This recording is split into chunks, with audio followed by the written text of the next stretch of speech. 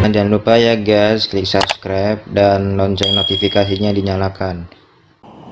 Kasih like jika kalian suka. Assalamualaikum warahmatullahi wabarakatuh. Sebelum saya menjelaskan, alangkah baiknya memperkenalkan diri saya sendiri. Nama saya Rizky Andika Kusmara, kelas IF 18C, NIM 18 416 255 2011 78. Saya kuliah di Universitas Buana Perjuangan Karawang.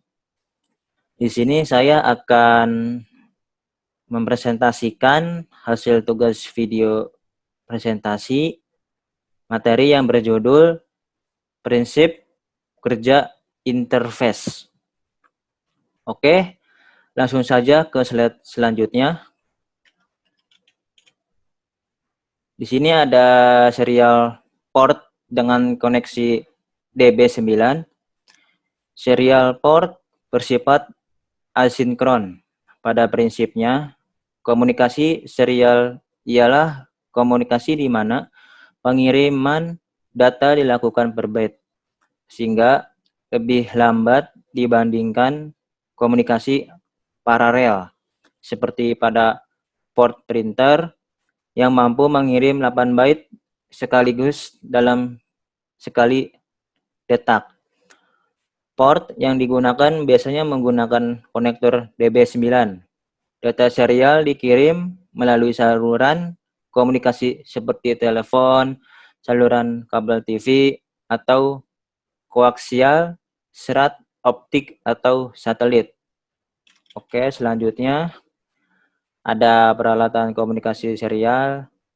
Device pada komunikasi serial port dibagi menjadi dua kelompok, yaitu Data Communication Equipment dalam kurung DCE dan Data Terminal Equipment dalam kurung DCE.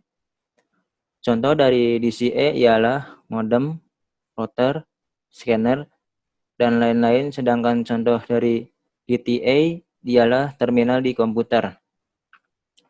Spesifikasi elektronik dari serial port berujuk pada elektronik industri equation dalam kurung IEA. 1. Space dalam kurung logika 0 ialah tegangan antara plus 3 hingga plus 25 volt. 2. Ada mart dalam kurung logika 1 ialah tegangan antara minus 3 hingga minus 25 volt. 3. Daerah antara plus 3 volt hingga minus 3 volt tidak diefisiensikan atau tidak terpakai. Oke, selanjutnya ada paralel port dengan koneksi DB25. Port serial sering digunakan untuk interfacing komputer dan microcontroller karena kemampuan jarak pengiriman data dibandingkan port paralel. Berikut contoh program assembly untuk komunikasi serial antara dua PC. Untuk komunikasinya, ini Anda cukup menghubungkan pin TXT ke pin RX di komputer lain. Yang kedua ada pin RXT dihubungkan ke pin TXT komputer lain. Yang ketiga ada RTS dan CTS dihubungkan singkat. Oke, selanjutnya pengertian dan fungsi parallel port. Parallel port adalah port yang biasanya dipakai sebagai port printer dengan pin out berjumlah 25 pin. Dalam kurung, dalam istilah pasar disebut DB25 untuk konektornya. Sesuai namanya, parallel port ini sekali mentransfer data langsung ditransfer selebar 8 bit dalam satu periode. 8 bit ini diwujudkan dalam 8 buah kabel konektor DB25. Beda halnya dengan serial port yang hanya memiliki 3 kabel utama, yakni TX dalam kurung transmit, terus ada RX dalam kurung retrieve, dan terakhir ada GND dalam kurung ground. Oke, selanjutnya ada diagram pin parallel port. Parallel port ada dua macam, pin 36 dan pin 25. Pin 36 dikenal dengan nama Centronics dan pin 25 dikenal dengan DB25. Centronics lebih dulu ada dan digunakan daripada DB25. DB25 diperkenalkan oleh IBM bersamaan dengan DB9. Untuk serial port ketika dikenalkan, pertama kali port ini ditunjukkan untuk menghemat tempat. Karena lebih praktis, maka untuk konektornya paralel port pada komputer sekarang hanya digunakan DB25.